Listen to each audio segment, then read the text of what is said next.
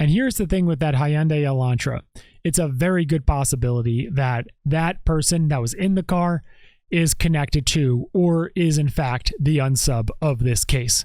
It's very possible. You may be saying, well, why do you think that? There's really two reasons. The first reason is that the person driving that car does not appear to be extremely local, meaning part of the university community or at least visits the university very often. You may be saying, well, why do you think that?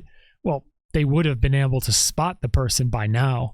They would have been able to say, oh, okay, well, who do we have registered as students with that type of car? And you would be able to find it very, very, very quickly. So it's probably not someone connected to the university, whether it's a faculty member, employee, student that has that car. So it's not someone very close or maybe even a parent that has the car. With that said, it's probably someone a little farther removed from the university. Then it makes you think, why would someone like that be visiting the university that specific night?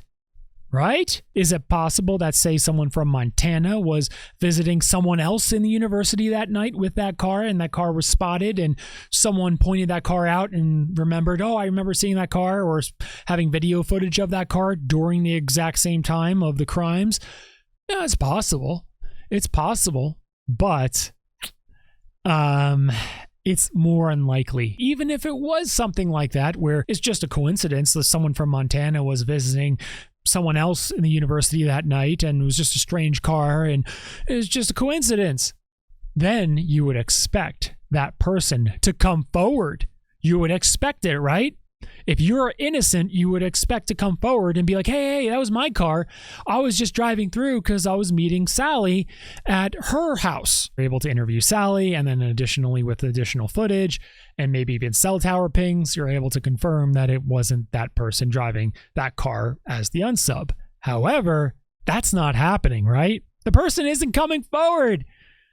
Not coming forward at all indicates that the person in that car, provided that lead is credible, the person in that car is likely the unsub or is very, very closely connected to the unsub, meaning it could be like a getaway driver or something like that. We have to give credit where credit's due, that they're onto something, it seems like. But here's the problem, and I didn't realize it was this numerous.